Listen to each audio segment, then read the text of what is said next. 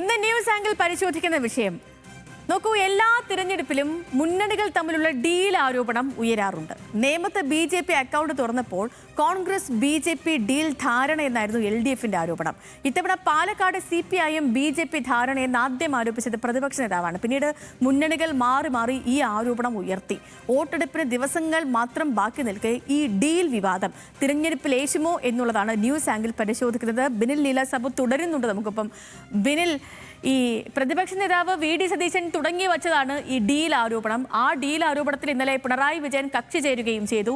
നമ്മൾ തുടക്കത്തിൽ പറഞ്ഞതുപോലെ 2016 നേമത്ത് കോൺഗ്രസ് ചിലവിൽ BJP അക്കൗണ്ട് തുറന്നു എന്നതിൽ തുടങ്ങി കെജ്രിവാളിന്റെ അറസ്റ്റിൽ പടക്കം പൊട്ടിച്ച് കോൺഗ്രസ് ആഘോഷിച്ചില്ലേ എന്നതുവരെ ഇന്നലെ മുഖ്യമന്ത്രി പിണറായി വിജയൻ വാർത്താ സമ്മേളനത്തിൽ പറഞ്ഞു.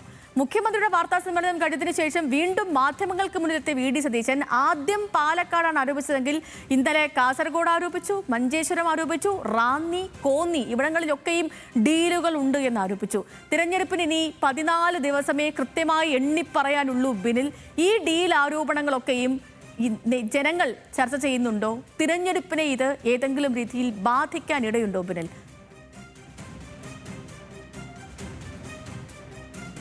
സേതു, തെരഞ്ഞെടുപ്പിനെ ഒരു തരത്തിലും ബാധിക്കില്ല എന്നുള്ളതാണ് ഒരു വിലയിരുത്തൽ. പ്രത്യേകിച്ച് നമുക്കറിയാം, എല്ലാ തെരഞ്ഞെടുപ്പിലും ഈ ഡീൽ ആരോപണം ഉയരാറുള്ളതാണ്. പ്രത്യേകിച്ച് അത് ശക്തി പ്രാപിക്കുന്നത് നേമത്തെ തെരഞ്ഞെടുപ്പിൽ രാജഗോപാൽ ജയിച്ചപ്പോഴാണ്. അവിടെ അന്ന് സ്ഥാനാർത്ഥി കോൺഗ്രസിൻ്റേത് അല്ലെങ്കിൽ UDFൻ്റേത് സുരേന്ദ്രപിള്ളയായിരുന്നു. അവിടെ ദുർബലനായ സ്ഥാനാർത്ഥിയെ നിർത്തി അവിടെ BJPക്ക് ജയിക്കാനുള്ള കളം ഒരുക്കി കൊടുത്തു എന്നായിരുന്നു CPMന്റെ ആരോപണം. നമുക്ക് നമ്മുടെ അഭിമുഖ പരിപാടിയായ ക്രോസ് ഫയറിൽ K മുരളീധരൻ അദ്ദേഹം വന്നിരുന്നു.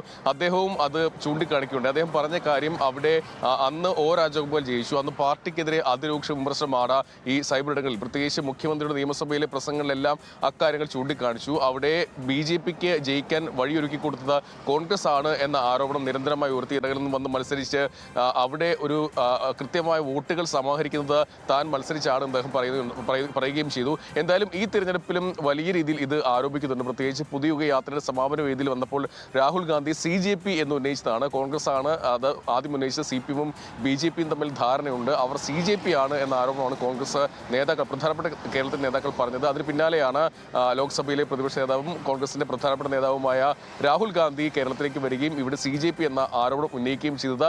നിലവിൽ എന്തായാലും അത് പല മണ്ഡലങ്ങളിലും അത്തരം ആരോപണം ഉയരുന്നുണ്ട്. ഇത്തവണ ഏറ്റവും ആദ്യം അല്ലെങ്കിൽ അത് ഉന്നയിച്ചത് പാലക്കാട് മണ്ഡലത്തിലാണ്. പ്രതിപക്ഷ നേതാവാണ് ആരോപണം ഉന്നയിച്ചത്.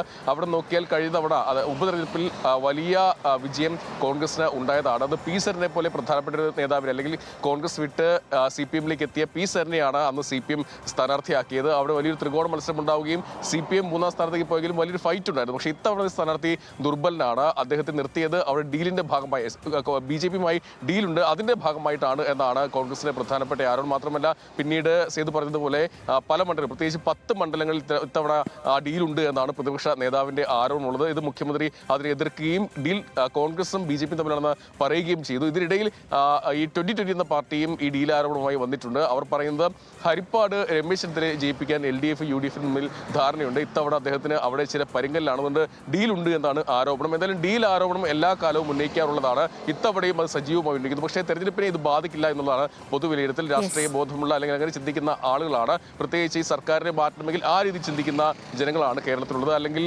CPM തുടർന്ന് തീരുമാനിക്കുകയാണെങ്കിൽ ആ രീതി ചിന്തിക്കുന്ന ജനങ്ങളാണ്. എന്തായാലും രാഷ്ട്രീയമായി ആ രീതിയിലാണ് തെരഞ്ഞെടുപ്പിനെ ജനങ്ങൾ നേരിടുക. ഇത് ഡീൽ ആരോപണം കാര്യമായി ബാധിക്കില്ല എന്നാണ് പൊതു വിലയിരുത്തലുള്ളത്.